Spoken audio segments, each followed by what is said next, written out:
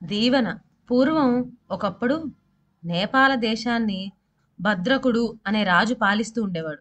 ఆ రాజుకు పురోహితులన్నా, జ్యోతిష్యులన్నా గౌరవం ఉండేది కాదు. పురోహితులు పెట్టే సుముహూర్తాలు గాని, జ్యోతిష్యులు చెప్పే ఫలితాలు గాని జరుగుతాయని ఆయనకి నమ్మకం లేదు. ప్రశ్నలు చెబుతామని వారు ఆస్థానానికి ఎవళ్ళు వచ్చినా వాళ్ళని తేలిగ్గా మాట్లాడి గెలిచేసేవాడు.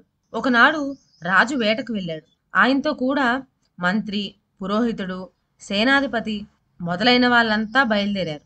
ఇంకా వేటగాళ్ళు, కుక్కలు కూడా వెళ్ళినవని వేరే చెప్పేదేమిటి? వాళ్ళంతా అడవిదారిని పట్టి అలా పోతూ ఉంటే గోరువంక ఒకటి రివ్వుమంటూ ఎగిరి వచ్చి పక్కనున్న ఓ చెట్టు మీద వాలి కూ కూ అని కూసింది. రాజు పురోహితుని కేసి చూసి, ఏమండి శాస్త్రులు గారు, ఆ పక్షి పలుకులకు అర్థమేమిటండి అని అడిగాడు. ఆ శాస్త్రులు గారికి పక్షి భాష వచ్చు. అందుకనే ఆ రాజుగారు ఆయన్ని అలా అడిగాడు. చూద్దాం ఏం చెప్తాడో అని అందరూ ఆయన వైపు చూస్తూ ఉన్నారు. ఆ పురోహితుడు కాసేపు అటు ఇటు చూసి దూరాన కొండ పక్క నుంచి గడ్డి కోసం కొడవలి చేత పట్టుకొని వెడుతూ ఉన్న ఓ కాపుకేసి వేలెట్టి చూపి, ప్రభు చూచారా ఆ వెళ్ళే కాపుని? అతడి దారిలో పాము కచ్చి చచ్చిపోతాడని ఈ పక్షి చెబుతోంది అని చెప్పాడు. ఆ మాట విని రాజు అదెంతవరకు నిజమో చూద్దామని వేట మానేసి తన పరివారంతో ఆ చెట్టు క్రిందే ఆగాడు. మరి కాసేపటికి ఆ కాపు పెద్ద గడ్డి మోపు కట్టి నెత్తిపైన మోసుకొని ఆ కొండ పక్క నుంచే తిరిగి వస్తూ అక్కడ వాళ్ళందరికీ ప్రత్యక్షమయ్యాడు. ఎప్పుడైతే కాపు తమ కంటిన కనపడ్డాడో ఆ వెంటనే పురోహితుడు చెప్పినది వట్టి బూటకము, అడిగిన దానికి ఏదో ఒక జవాబు చెప్పుకోవాలి కదా అని చెప్పేశాడు.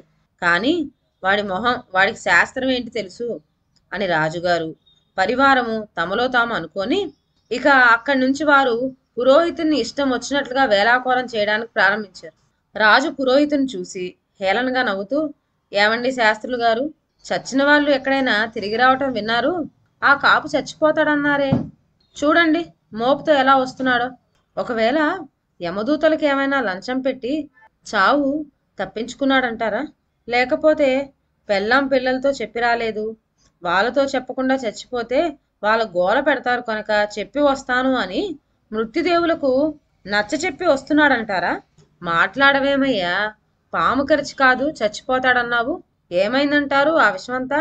ఇతగాడి చెమట కరిగిపోయిందా, లేక ఆ పక్షి మతి చెడిపోయి చెప్పిందా? సెలవీయండి అన్నాడు. రాజుకు మళ్ళనే తక్కిన వాళ్ళు కూడా ఆ శాస్త్రుల్ని ఎగతాళి చేశారు. పక్షికి కాదు మతిపోత, శాస్త్రులకే అన్నాడు సేనాధిపతి. ఆత్మవిశ్వాసం గల శాస్త్రి మాత్రం ఆ మాటలు వినిపించుకోలేదు. చెక్కు చెదరకుండా తిరిగి వస్తున్న ఆ కాపును చూసి మనసులో ఇలా ఆలోచించుకున్నాడు. నేటి వరకు నేను చెప్పిన మాట ఒక్కటి పొల్లుపోలేదు. నా నోట వెంట ఏ మాట వచ్చినా అది అమోఘంగా జరిగి తీరేటట్టు నా ఇష్టదేవత నాకు వరమిచ్చి ఉన్నది. ఆ ధైర్యంతోనే కదా నేను జ్యోతిష్యం అంటే గౌరవం లేని ఈ రాజు వద్ద మసులుకు రాగలుగుతున్నాను. మరి ఈ రోజున నా మాట ఫలించకపోవటానికి కారణం ఏమై ఉంటుంది అని అతని మనసులో అనేకమైన ఆలోచనలు పరిగెత్తినాయి. పోతున్న ఆ రైతును పిలిపించి, అబ్బి ఆ మోపు ఓ మాట దింపుకో చూద్దాం అన్నాడు. వాడు ఎందుకు చెప్పమా అనుకుంటూ మోపు కింద పడేశాడు. మోపు విప్పు అన్నాడు శాస్త్రులు. ఏమిటో ఈ పరీక్ష అనుకుంటూ అందరూ చూస్తుండగా ఆ కాపు మోపు విప్పాడు. విప్పేటప్పటికి అందులో పాము తల ఒకటి, తోక ఒకటి కనపడ్డాయి. బాబోయ్ అంటూ ఆ కాపు భయంతో ఒక్క గెంతు గెంతాడు.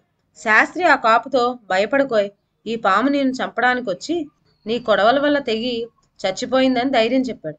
అప్పుడు పురోహితుడు తన మాట నెగ్గినందుకు విజయగర్వంతో రాజు వైపు, ఆయన పరివారం వైపు తిరిగి, ప్రభు చూశారా శాస్త్రం అంటే ఏమిటో, మహిమ అంటే ఏమిటో, వీటి యందు నమ్మకం లేని వాళ్ళను ఎంతకని శ్రమపడి నమ్మించగలము?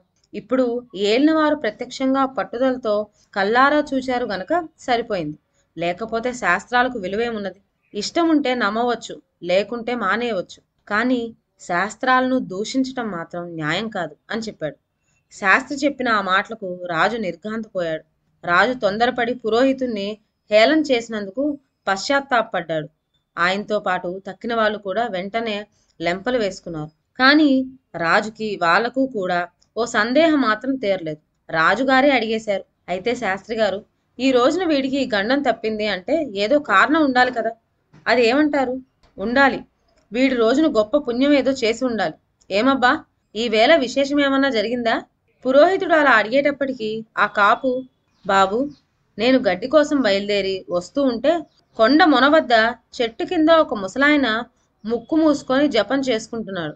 ఆయన్ని చూసేటప్పటికి బుద్ధి పుట్టి దండం పెట్టాను. ఆయన 10 కాలాల పాటు బతుకు అని నన్ను దీవించారు. అంతకన్నా విశేషం ఏమీ జరగలేదు అని చెప్పాడు. పురోహితుడు, ప్రభు, విన్నారు కదా, ఆ వృద్ధుడి దీవెన వల్ల ఈ కాపు పాము గండం తప్పి బయటపడ్డాడు అన్నాడు. శాస్త్రికి, రాజుగారికి కాపు నమస్కారాలు పెట్టి మోపు నెత్తిన పెట్టుకొని తన ఇంటికి చక్కా పోయాడు. పెద్దల దీవెనలో ఇంత మహిమ ఉందని తెలుసుకొని రాజు నాటి నుంచి పెద్దలంటే ఎంతో గౌరవంగా చూడటం మొదలుపెట్టాడు. నాటి నుంచి మన పురోహితుని మాట అంటే రాజుకి పూర్తయిన నమ్మకం కుదిరింది. మరి ఎన్నడూ జీవితంలో ఆయనను హేళన చేయలేదు. పురోహితునికే కాకుండా తనను ఆశ్రయించి వచ్చే తక్కిన జ్యోతిష్యులకు కూడా ఆస్థానంలో మంచి సన్మానం జరుగుతూ ఉండేది. ఇదండి ఇవాల్టి కథ. ఇక సెలవు. నా ఛానల్లోని కథలు మీకు నచ్చినట్లయితే నా ఛానల్ను లైక్ చేసి సబ్స్క్రైబ్ చేయండి. షేర్ చేయడం మర్చిపోవద్దు. కొత్త కథల నోటిఫికేషన్ కోసం బెల్ ఐకాన్ ప్రెస్ చేయండి. Thank you.